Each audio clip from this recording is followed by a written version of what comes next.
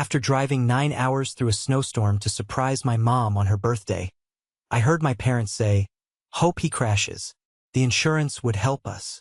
My father added, "Or at least a few months of silence." They laughed. I left the cake on the table. By morning, I was gone. 3 weeks later, they regretted everything. I'm Michael. I'm 33 years old, and after driving 9 hours through a blizzard to surprise my mother for her 60th birthday, I walked in to hear my own parents hoping I would die in a car crash for the insurance money. Before I tell you how I took back my life and turned their greed into their greatest nightmare, do me a favor and let me know where you're watching from in the comments below. It's good to know who's out there listening. The whole thing started with a lie, a white lie told out of love. "Sorry, Mom," I had said on the phone a week earlier, my voice full of fake sincerity. "This big project at work is blowing up. There's no way I can make it for your birthday. I'm really sorry." I could hear the familiar, weaponized sigh she used, the one engineered to instill maximum guilt. "Oh, of course, honey. Work is important. We understand." But I was lying. I had already cleared my schedule, taken 2 vacation days I'd been saving, and had a plane ticket booked. The plan was a grand surprise. Things had been tense for the last 6 months, ever since my younger brother, David, had fallen in with a new friend, Chad, a guy whose personality was as empty as his trust fund was full. Suddenly, my parents were speaking a new language of materialism. My life, one I was proud of, a senior logistics manager at a great tech firm, my own house, the ability to take a real vacation every year, was suddenly framed as a disappointment. My father, Richard, would hold court at family dinners, swirling his whiskey. "You know, Michael," he'd say, loud enough for everyone to hear, "it's time to level up, as David says. A stable job is a safety net. Wealth is the trapeze." The day of the party, the universe tried to warn me. The weather reports went from bad to apocalyptic. A monster snowstorm was descending, blanketing 3 states in white. My flight was canceled. A sane person would have stayed home, sent flowers. But I couldn't shake the image I had in my head. My mom's face, her genuine shock and joy, when I walked in holding her favorite Black Forest cake. That image pushed me out the door and into my car. The 6-hour drive became a 9-hour test of survival. The highway was a graveyard of abandoned cars. At one point, I saw a state trooper helping a young family whose minivan had spun out. He was wrapping a blanket around a little girl. A pang of something warm shot through me. That's what decent people did. They helped each other. The thought made me push on, my knuckles white on the steering wheel, the snow coming down in a blinding curtain. When I finally pulled onto their quiet street, their house was a beacon of warmth, windows glowing yellow against the blue twilight. I could see silhouettes moving inside. My family all gathered. A wave of exhaustion and love washed over me. I had made it. I grabbed the cake box, the cold air stinging my face, and crunched through the snow to the side door that led into the kitchen. It was their unspoken family entrance. I wanted to slip in, put the cake on the counter, and wait to be discovered. As my hand touched the cold brass knob, I heard their voices, muffled but clear. My father's first. "He's probably stuck in some ditch. Serves him right for not trying harder in life." A bitter pause. Then the words that would shatter my world. "You know, I hope he crashes. The insurance would help us out of this hole David dug." My blood turned to ice water. Couldn't be real. It was a sick, horrible joke. Then I heard my mother, Patricia, my own mother, let out a light, tinkling laugh. "Richard, don't be so morbid," she chided playfully. "But," she added, and her voice was pure, distilled acid, "at least we'd get a few months of silence." They laughed together, a shared moment of mirth over the thought of my death. The world tilted. I couldn't get air into my lungs. The cake box felt like it was filled with lead. I twisted the knob and pushed the door open. The laughter died in their throats. For faces, my father, my mother, David, and his girlfriend Sarah, turned to me, their expressions of amusement curdling into identical masks of horror. I didn't say a word. I walked past them, my feet moving as if through water. I placed the cake gently on the kitchen counter.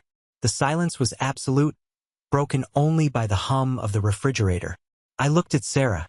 Her face was pale, her eyes wide with shock and guilt. She heard it. She knew. I turned and walked back out the door, into the cold that now felt like home. My phone, in my pocket, began to buzz. A call from Mom. I let it buzz as I drove away into the storm, not knowing where I was going, only that I could never go back. The first motel I found was a King's Rest off I-81, with a crown on the sign that had half its neon bulbs burned out. The room was a sad beige box that smelled of regret and industrial strength cleaner. I dropped my keys on the flimsy nightstand and fell onto the bed, the cheap comforter crinkling beneath me. My phone wouldn't stop vibrating, a constant, furious buzzing against the wood. Mom, Dad, David, Aunt Carol, a cascade of calls and texts from people who, an hour ago, were laughing about my funeral. I swiped the screen and turned it off. The silence that rushed in was deafening. I lay there, staring at a crack in the ceiling that looked like a jagged scar, and the past came for me. It wasn't a gentle wave of nostalgia. It was a tidal wave of memories, each one recontextualized by the raw, ugly truth I just heard. All the little hurts, the paper cuts of disrespect I had explained away for years, they were all bleeding now. My mind went back 5 years, to the Christmas I was 28. I just landed a huge promotion, my first real step up. To celebrate, I wanted to do something big. I booked a 5-day trip to a beautiful resort in Florida for the 4 of us. I paid for everything, every last dime. The flights, the ocean view rooms, the fancy dinners. It was my gift. When I told them, my father clapped me on the back with a hollow thud. Good job, son. But the moment we got there, the narrative shifted. My brother David, who at the time was finding himself by sleeping until noon, was suddenly recast as the generous benefactor. At the pool, I overheard my father talking to another family. My boy David organized all of this, he said, gesturing expansively at the resort. A real go-getter. I was standing 10 feet away, holding a tray of drinks I just paid for.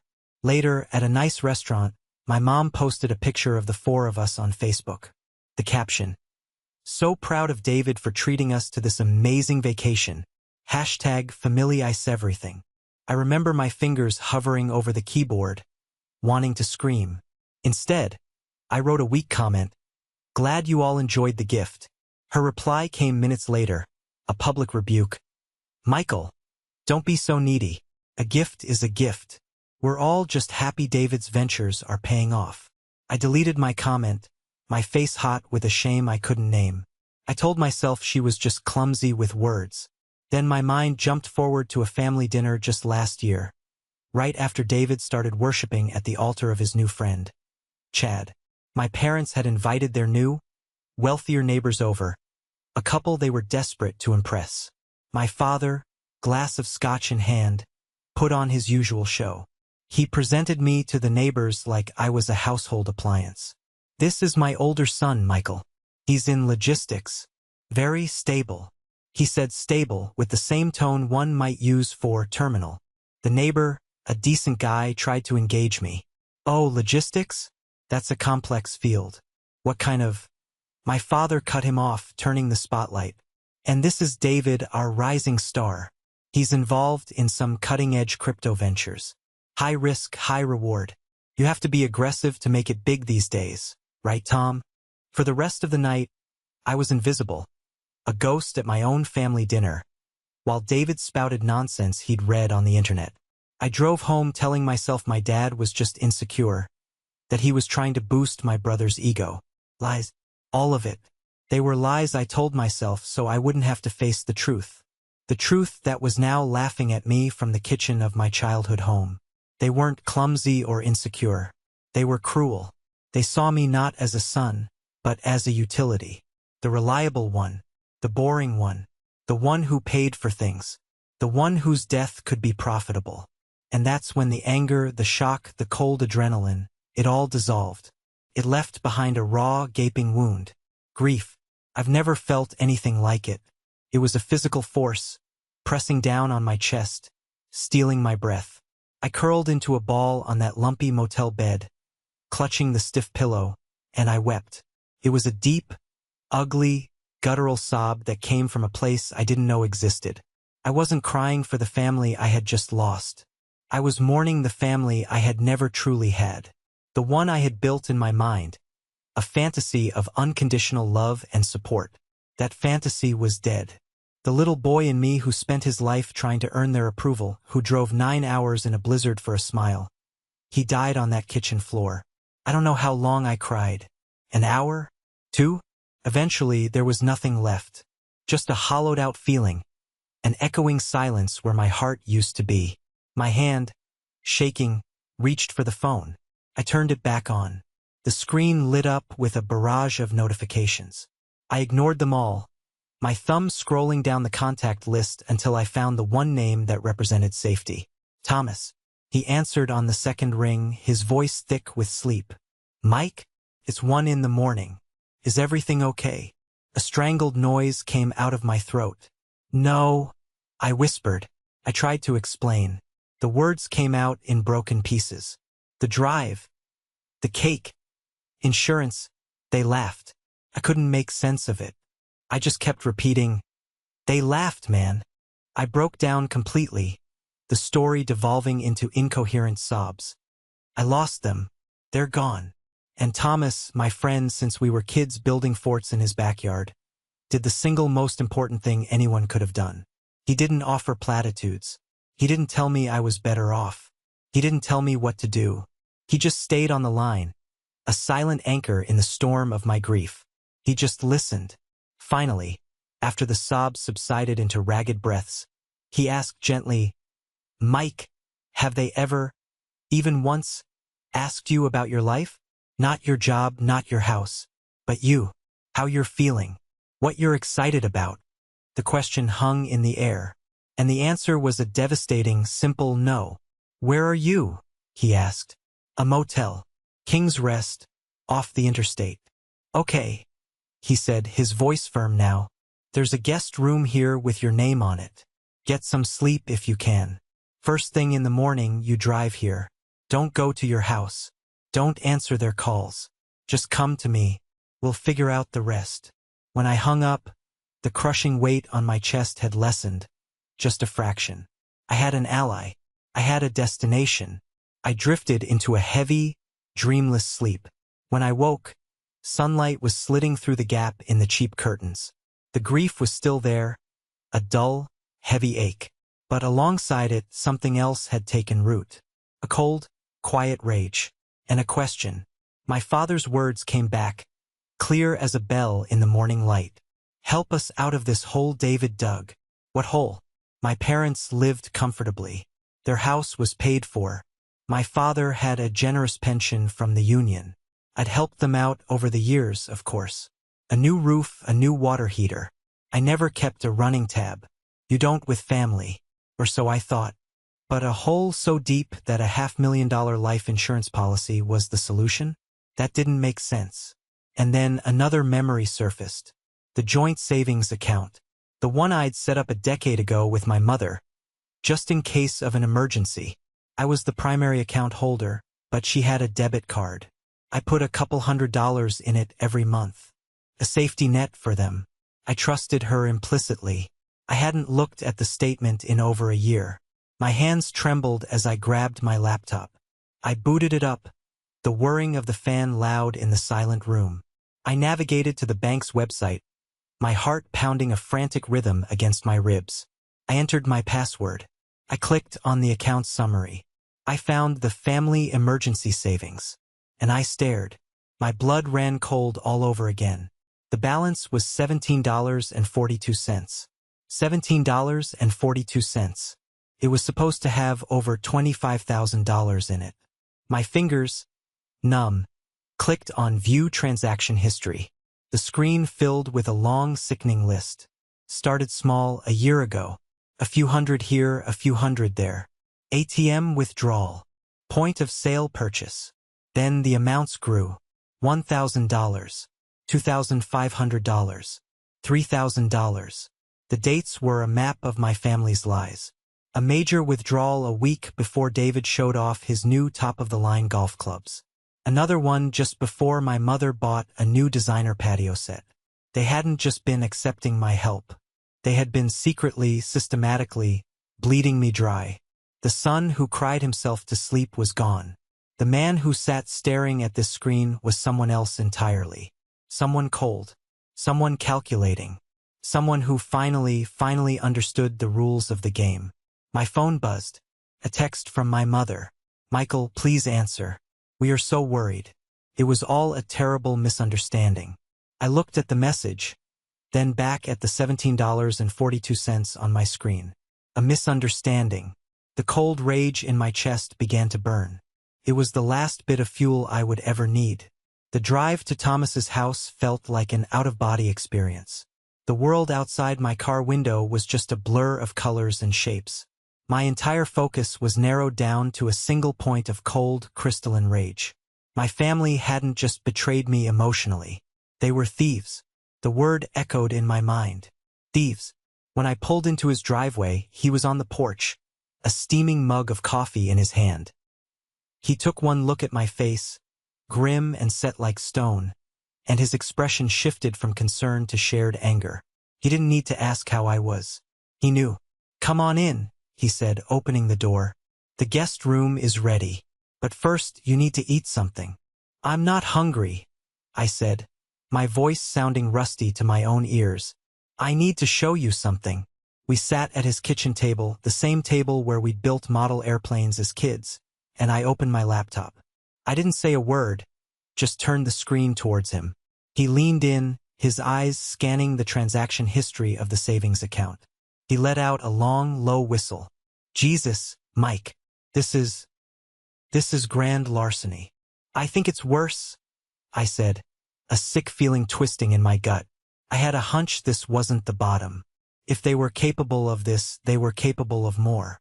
I started a methodical deep dive, opening every financial account I had. My checking, my investment portfolio, my credit cards.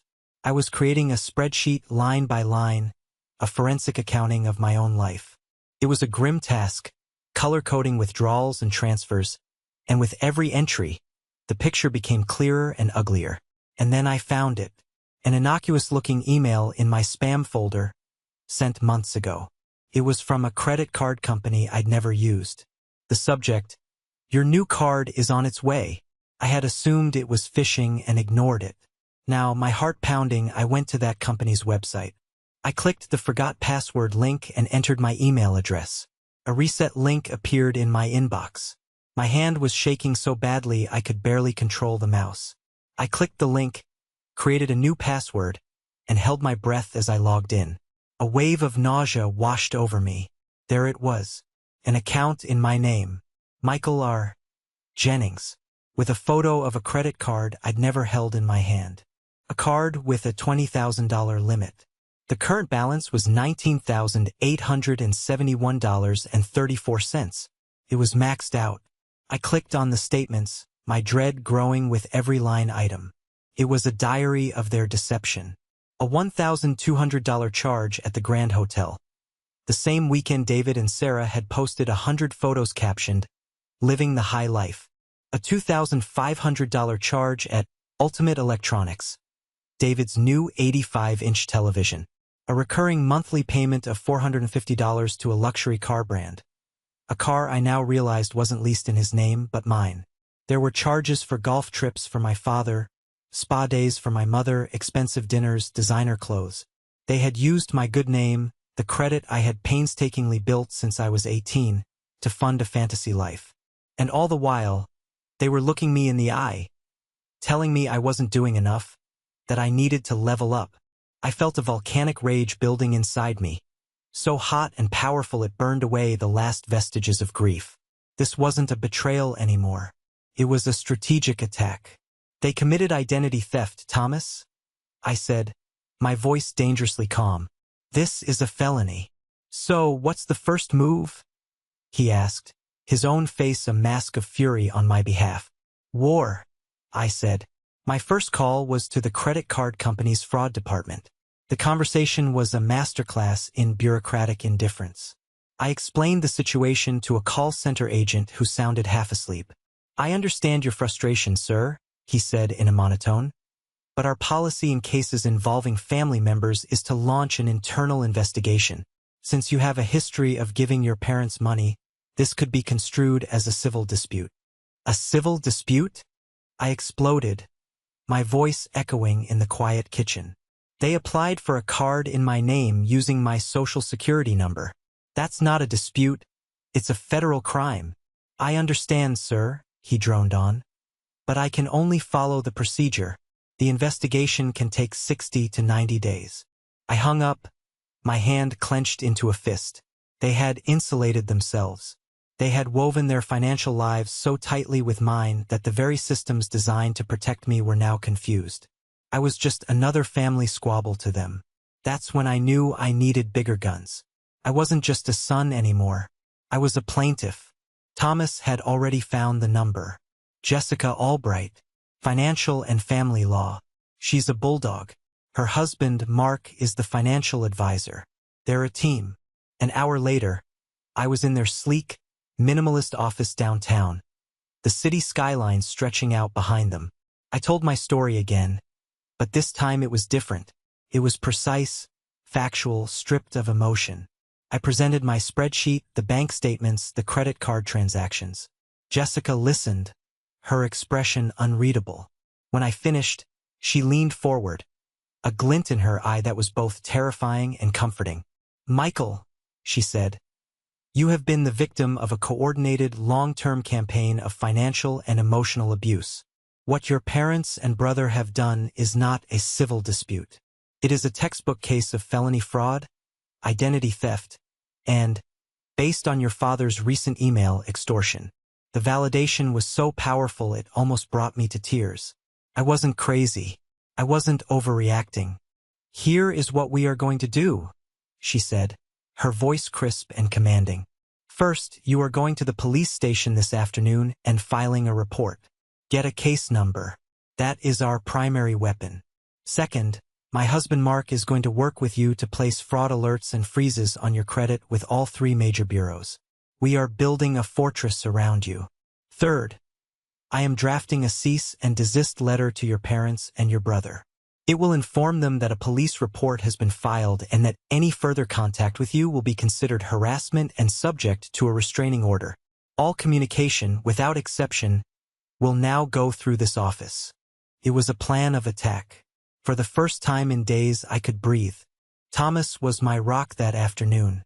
He sat with me in the sterile, uncomfortable waiting area of the police station.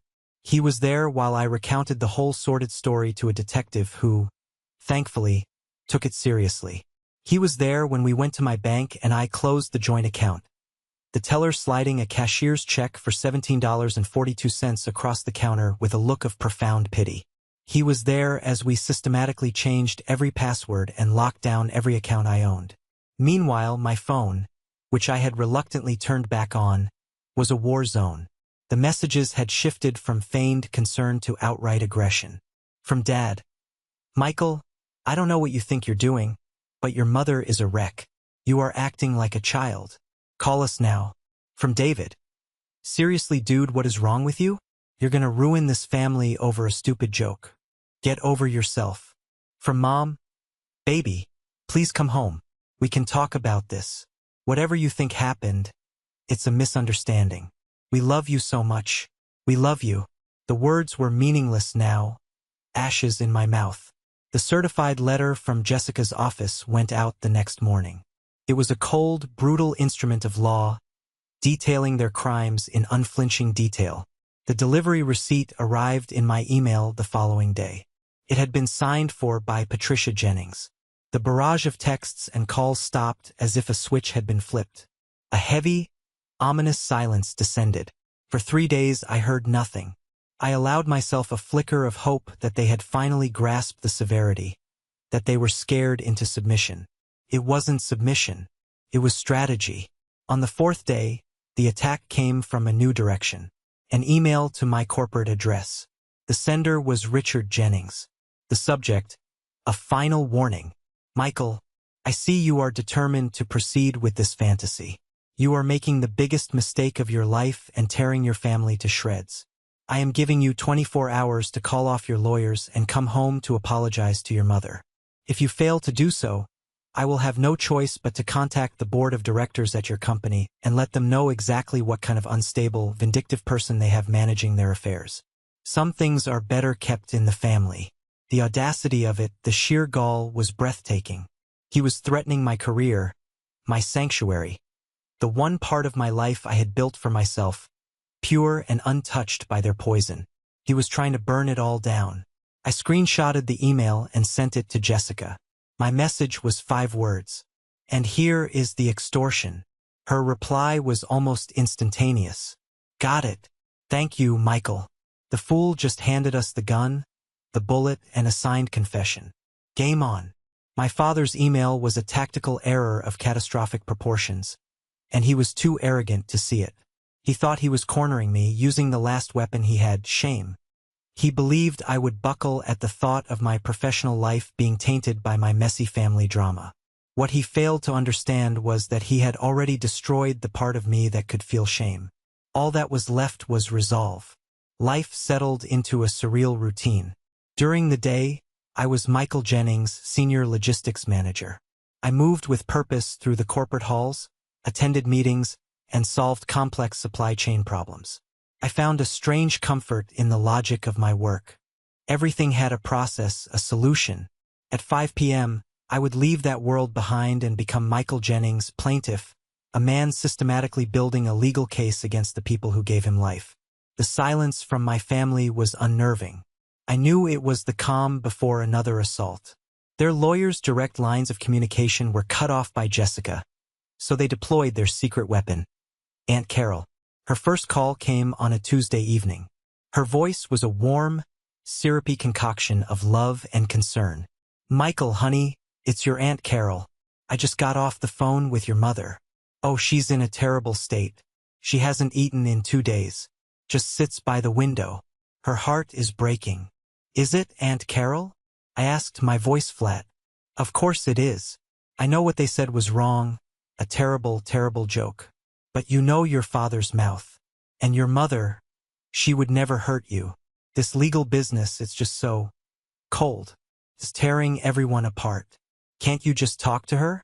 For me, it was a masterclass in emotional manipulation. Acknowledge the wound, then immediately minimize it and refocus on the perpetrator's pain. I could almost hear my mother in the background, coaching her. This became our new routine. Every 2 days, a call. Every call, a new tactic. The next one was an appeal to nostalgia. Honey, I was just thinking about that time you had pneumonia when you were 10. Your mother didn't leave your side for a week. She slept in a chair by your bed. That's the mother she is. She loves you so much. This anger, it's not you. It's poison. You're right, I said, my voice dangerously quiet. It is poison, and I'm finally getting it out of my system. I could feel her frustration building with each failed attempt. She was a pawn in their game, and she was losing. The pressure, the constant low-grade stress, began to seep into the edges of my workday. One afternoon, a coworker, a good guy named Bill, was complaining by the coffee machine. Can you believe it? My kid's soccer tournament is the same weekend as my wife's college reunion. No matter what I choose, I'm the bad guy. He laughed. I smiled weakly. A scheduling conflict. A normal, everyday problem. I would have given anything for a problem that simple. The contrast between his life and mine was a chasm. It solidified my resolve to protect the one place where I was still just Michael, the guy who was good at logistics. I requested a meeting with my CEO, Mr. Harrison. It was a gamble. Bringing your personal problems to the CEO's office is usually a career-limiting move. But my father's threat had forced my hand. I had to control the narrative. Walking into his spacious office on the top floor always felt like entering a different atmosphere. The air was calmer, the view of the city expansive. Michael, have a seat, he said, his eyes sharp and intelligent. What's on your mind? I took a deep breath. Mr. Harrison, thank you for your time. I feel it's my professional duty to inform you of a personal legal matter that, regrettably, may have repercussions for the company. I laid out the facts, not the emotions. I described the financial fraud and identity theft by family members. I detailed the legal steps I was taking. And then I delivered the crucial part. The reason I am bringing this to you, sir, is that in an attempt to halt these proceedings, one of the individuals involved has made a direct threat to contact this company's leadership and board to make false and damaging claims about my character. I wanted you to hear the truth from me first, and to assure you that this situation is being handled by legal counsel and will in no way impact my commitment or my performance here. He listened, his hands steepled under his chin, his expression unreadable. For a long moment after I finished, he was silent. I could feel a trickle of sweat run down my back. "Thank you for your candor, Michael," he said finally. His voice was even but firm. "It takes integrity to face a problem head-on, both personally and professionally. I appreciate you getting ahead of this." He leaned forward slightly. "Let me be unequivocally clear. This company has a zero-tolerance policy for the harassment of its employees. Your family drama is your own, but the moment they attempt to bring it through our doors, it becomes our business. If anyone contacts this office or any member of our board regarding you, they will not be speaking to a sympathetic ear. They will be speaking to Ms. Alvarez from our corporate legal department, who is notoriously unpleasant to people who waste her time. Do you understand?" "Yes, sir. Crystal clear." "Thank you," I said, the relief so profound it made me dizzy. "Good," he said, leaning back. "Now that's settled." On another note, I was reviewing the quarterly logistics reports.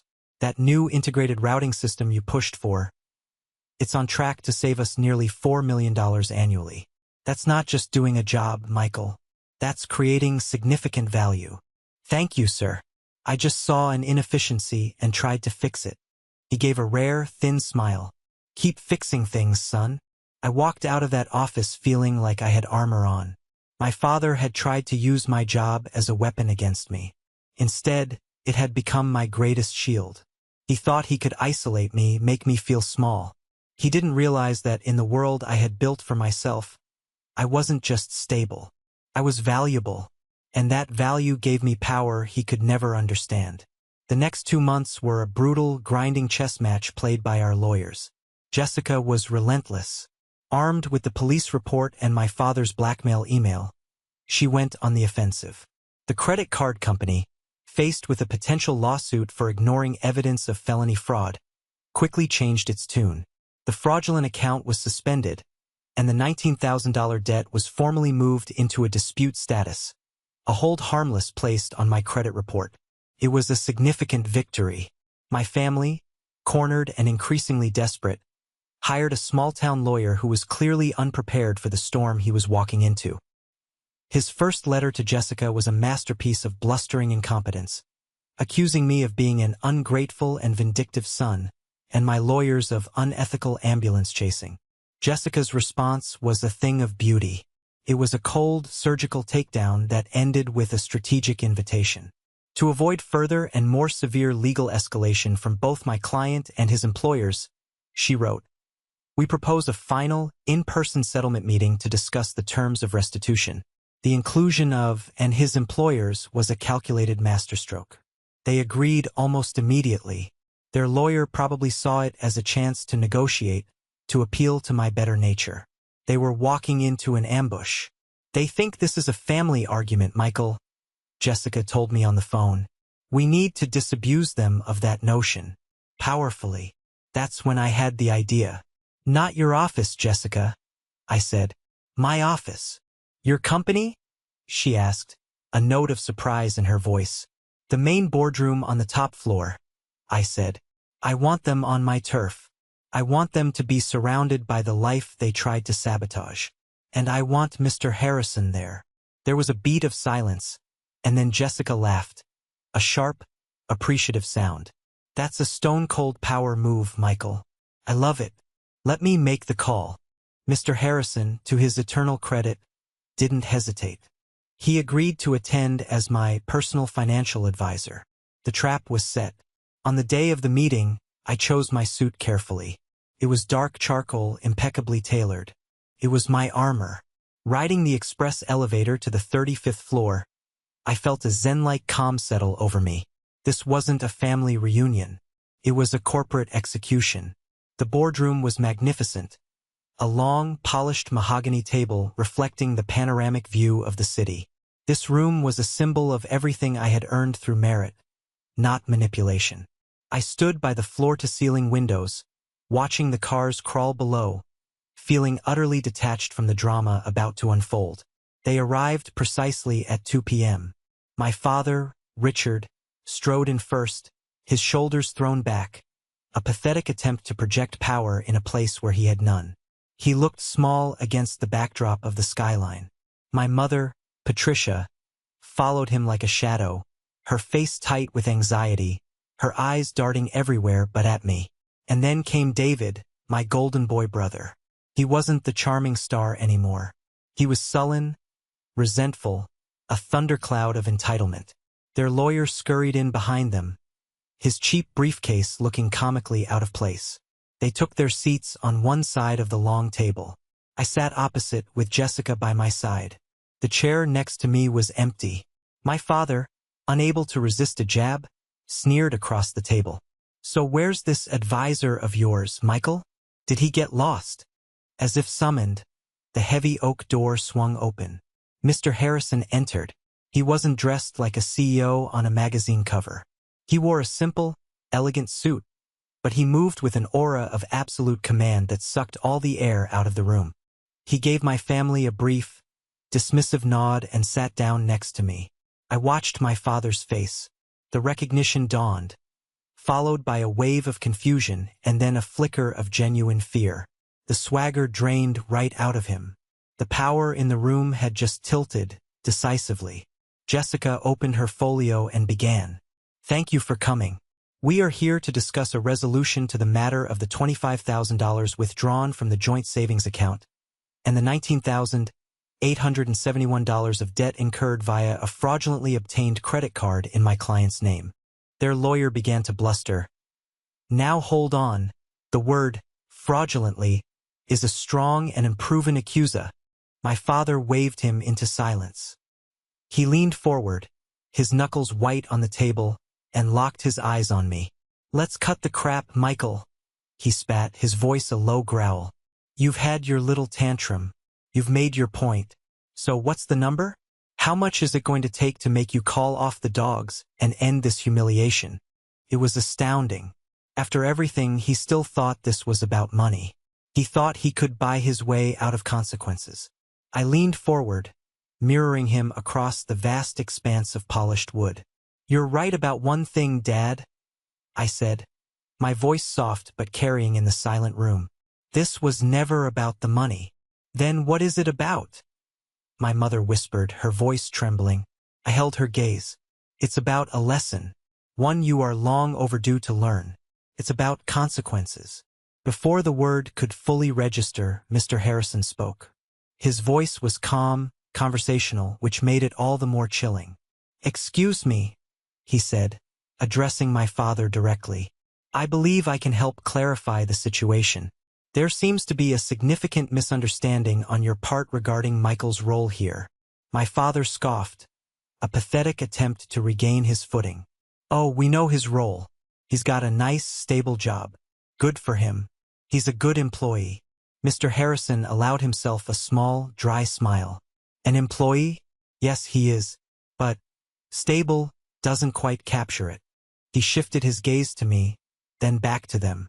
"The integrated logistics system Michael personally designed and implemented is currently saving this corporation approximately $4 million in operational costs annually. In recognition of that and other contributions, Michael was made a junior partner 6 months ago." The silence that followed was so profound I could hear the air conditioning. My mother's hand flew to her mouth, a stifled gasp. David stared at me as if he'd never seen me before. My father's jaw went slack. Mr. Harrison wasn't finished.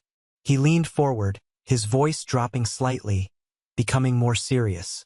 "So you see, when my partner informs me that members of his family have engaged in a pattern of financial malfeasance against him, including identity theft, and then followed it up with a written attempt at extortion against him and this company, I ceased to see it as a family matter He paused, letting the words sink in like stones in a pond. I see it as a direct threat to a valuable corporate asset. He looked my father dead in the eye. So, to be perfectly clear, you are not here today to negotiate with your son. You are here to listen to the terms that will persuade my company's legal department to hold off on filing a criminal complaint that would make your lives very, very unpleasant.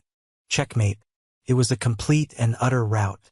The web of lies, manipulation, and entitlement they had spun for decades was torn to shreds in under 2 minutes. Their faces, stripped of arrogance and anger, showed only one thing: pure, animal fear. My father, the petty tyrant of our family dinners, had finally come face to face with real power, and he was terrified. Jessica, with perfect timing, slid a thick document across the polished table. It stopped directly in front of my father. These, she said, her voice as cold and hard as diamond, are the terms of your surrender. I would advise you to read them carefully. My father stared at the document on the table as if it were a bomb. The blustering, arrogant man I had known my entire life had vanished, replaced by a shrunken, frightened old man. His gaze darted from the papers to Mr. Harrison, then to me, searching for an escape route that didn't exist. Jessica's voice cut through the thick silence, each word a precise, clinical strike. The document before you is a legally binding restitution and no-contact agreement. It outlines a 5-year repayment schedule for the full $44,871.34 that you misappropriated for Michael. Payments will be automatically withdrawn from your accounts on the 1st of every month. She paused, letting the reality of that number sink in. Should any payment fail or should you breach the agreement in any way, all evidence we have compiled, including the police report and Mr. Jennings's email to my client, will be immediately forwarded to the district attorney's office for prosecution. There will be no warnings. Her gaze shifted to include my mother and brother. Furthermore, the agreement contains a strict, permanent no-contact clause. You will not call, text, email, write, or attempt to contact Michael through any third party. You will not come within 500 feet of his home or his place of work. A violation of this clause is a breach of contract and will trigger the same legal consequences as a missed payment. Are we clear? David, who had been stewing in silent resentment, finally erupted. This is ridiculous, he whined, his voice cracking like an adolescent's. 5 years? We can't afford this. It's impossible. I turned my head and looked at my brother. Not the golden child of my mother's stories, not the rising star of my father's boasts, but the real David, a weak, parasitic man-child who had never worked an honest day in his life. That, I said, my voice level and cold, sounds like a personal problem. You could get a job. Maybe sell those golf clubs Dad is so proud of. I hear they're top of the line. My father flinched as if I'd slapped him. The mention of the golf clubs bought with my stolen money was a direct hit. My mother, however, broke. But her anger wasn't directed at me. In her panic, she turned on their lawyer. You were supposed to fix this. You said this was just a family spat. Then her frantic gaze swung back to me, her voice rising to a shrill peak. How could you be so cruel? After everything we've done for you. And then, in a moment of utter self-immolation, she revealed the final betrayal. She wasn't looking at me, but past me, as if seeing a ghost in the room. I told Carol this was a terrible idea. I told her you'd just get defensive if we came here. Carol. The name hung in the air. I glanced at Jessica.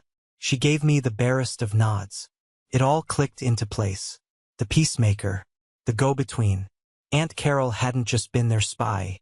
She had been their unwitting strategist, goading them into this meeting, thinking she was arranging a reconciliation. She had led them, like lambs, to the slaughter. I felt a fleeting moment of pity for her naivete, but it was quickly snuffed out. She had chosen her side. Mr. Harrison had seen enough. He pushed his chair back and stood up. My advisory role here is concluded, he announced to the room. He looked at me. Michael, I'll be in my office. Let me know when you're done. He walked out, his footsteps echoing in the tomb-like silence. The click of the heavy door closing behind him was the sound of their last escape route being sealed off. The fight drained out of them completely. There was no one left to appeal to, no one to blame but themselves. There was only the document. Their lawyer, looking pale and defeated, slid the pen across the table. "Richard," he said softly, "you have to sign." My father reached for the pen. His hand trembled so violently he could barely grasp it. He scribbled his name, a jagged, broken signature that looked nothing like his usual confident script. He slid the document to my mother. She signed it in a daze, a single tear falling from her eye and smudging the ink. David was last. He snatched the pen and angrily scrawled his name, a final, futile act of defiance. Jessica retrieved the signed agreement, reviewed it, and placed it securely in her briefcase. "Our business here is finished," she said. I stood up. I didn't say a word. There were no grand parting shots, no final condemnations. There was nothing left to say. I looked at the three of them, huddled together on their side of that vast table. They were no longer my family. They were just debtors, strangers bound to me by a legal document. Without a backward glance, I turned and walked out of the boardroom. As the elevator doors whispered shut, I leaned against the cool metal wall. I didn't feel happy. I didn't feel triumphant. I felt empty. But it wasn't a painful emptiness. It was a clean, quiet emptiness. The space where all the anger and grief and resentment used to be. The war was over, and the silence was peace. The 3 months that followed the boardroom confrontation were the most peaceful of my adult life. The silence from my family was absolute. The no-contact order was a shield I hadn't known I desperately needed. It was jarring at first, this absence of manipulation, of passive-aggressive comments, of constant low-grade emotional pressure. Then the silence became my sanctuary. It was the sound of my life, finally my own. I poured myself into that new life. At work, my promotion to partner was announced, and Mr. Harrison entrusted me with leading a major new project, an expansion into European markets. My confidence, once so tentative, became solid. I wasn't just stable Michael, the reliable cog in the machine. I was a leader, a creator, a man whose ideas had tangible value. I bought a house. Not a big one, but a modest brick bungalow on a quiet, tree-lined street. It had a small backyard and a big oak tree. It was the first place that felt truly mine, a space not defined by anyone else's expectations. I spent weekends painting walls, planting a garden, and going on long hikes with Thomas. We talked about everything and nothing. He never once said, "I told you so." He just celebrated my freedom with me. I was slowly, carefully rebuilding my world. On the first of every month, an email notification would arrive from my bank. An automatic transfer has been deposited into your account. It was a cold, impersonal reminder of the debt they owed. It wasn't a lot of money, just enough to make them feel it. It was the price they were paying for their choices, and the tangible proof of my new reality. One quiet Tuesday afternoon, an email appeared in my inbox from a name I never expected to see again. Sarah, David's now ex-girlfriend. The subject line was just 2 words, the truth. With a sense of trepidation, I opened it. Her message was brief, but it was a bombshell. "Michael, I'm writing to you because I feel you deserve the whole story. David and I are no longer together. I finally realized I couldn't spend my life with someone so consumed by bitterness and jealousy. That night at your parents' house, the comment about your life insurance, it wasn't a random joke. It was the result of a month-long campaign by David. He found out somehow about the $500,000 policy you have through your work. He became obsessed with it. He was so deeply jealous of your success, of the simple fact that you had built a life for yourself while he was still faking it. He would bring it up constantly with your parents, disguised as a dark joke. "Wouldn't it be great if we could just get our hands on Michael's nest egg?" he'd say. He planted that toxic seed. He watered it every single day with his resentment until it grew into the monstrous thing you heard in that kitchen. I am so profoundly sorry that I sat there in silence. I was a coward, and I will regret it for the rest of my life. I hope this information brings you some measure of closure, and I hope you have found peace. Sincerely, Sarah. I leaned back in my chair, the words on the screen blurring slightly. The final, missing piece of the puzzle. This wasn't just a crime of opportunity born from greed. It was premeditated, fueled by my own brother's envy. It was somehow uglier, more personal, and more pathetic than I had imagined. But Sarah's email didn't bring more pain. It brought a strange, cold peace. It severed the last, fraying thread of doubt. There was no misunderstanding. There was no room for interpretation. It was exactly as bad as it seemed. I closed the email and took a deep breath. A week later, a single plain white envelope arrived in my mailbox. The handwriting was my mother's. My first impulse was to shred it unopened. It was a clear violation of the no-contact order. But it wasn't sent certified mail. It was just a letter with a regular stamp. A small, tentative gesture. Against my better judgment, I opened it. The note inside was short, written on a piece of simple stationery. Michael, I know I am not supposed to do this. I am not asking you to forgive me. I don't deserve that. I just wanted to say that I am sorry, not just for what I did, but for all the things I didn't do for all those years. I see it now. I was a bad mother. Your father is a broken man. He doesn't talk much anymore. David moved out last month. I don't know where he went. The house is so quiet. I hope you are happy. Mom. I read it over and over. There was no manipulation, no hidden agenda, no attempt to guilt me.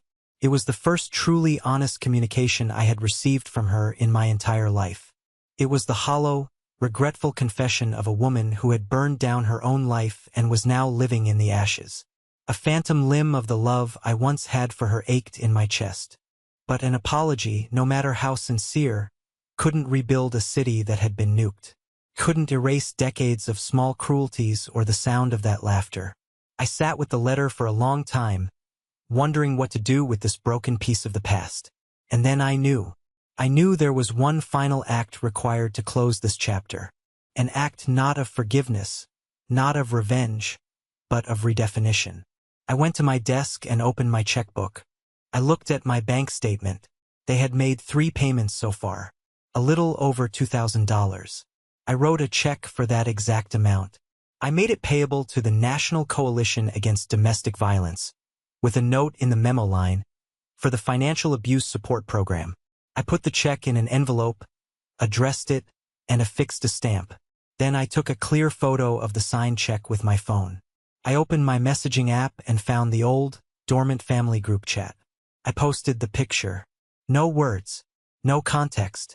Just the image, a silent testament. I watched as the read receipts popped up beneath the photo. Mom, Dad. Then I tapped the top of the screen, selected Leave Conversation, and confirmed my choice. The thread vanished from my phone. It was over. I hadn't just returned their money. I had laundered it. I had taken the currency of their greed and transformed it into a shield for someone else. The moment I left the group chat, a profound sense of lightness settled over me. It was as if I had been carrying a heavy, invisible backpack for 33 years and had just let it fall to the ground. The final digital thread connecting me to their toxic world was severed. I stood up and walked over to the large window in my living room. I looked out at the old oak tree in my front yard, its branches reaching for the sky. My tree, my yard, my house, my peace. My final act wasn't about punishment. I saw that clearly now. Punishment keeps you chained to the person you are punishing. This was about release. My entire life, they had used money as a scorecard for my worth. I was the responsible son, the good paycheck, the emergency fund, and ultimately the potential insurance policy. It was the weapon they used to diminish me and the tool they used to control me. By taking the very first payments of their restitution, the fruits of their consequence, and turning it into an act of charity, I had stripped the money of its power over me. It was no longer a symbol of my pain or their greed. It was now a symbol of healing, a small bit of good in the world. It was a full stop at the end of a very long, very painful sentence. My mother's letter was still on my desk. I picked it up, walked to the kitchen, and dropped it into the recycling bin without a second thought. Her sorrow, her broken husband, her absent son. That was her story to live, not mine to fix. My capacity for fixing things for them had been exhausted. I thought about Thomas, the family you choose, not the one you are born into. His unwavering, quiet support had been a lighthouse in the darkest storm. He never told me what to do. He just stood by me while I figured it out for myself. That was real love. That was real family. The sky outside was a brilliant, cloudless blue. For the first time, it felt like my own sky, vast and full of possibility. I had not only survived my family, I had survived the version of myself who needed their approval. I had walked through fire and come out the other side, not unscathed, but remade. And I was finally, completely, blessedly free. Thank you for listening to my story. I hope it reached you in some meaningful way. Have you ever had to make a difficult choice to protect your own peace? Share your story in the comments below. I read them all. And don't forget to like and subscribe so you don't miss what comes next.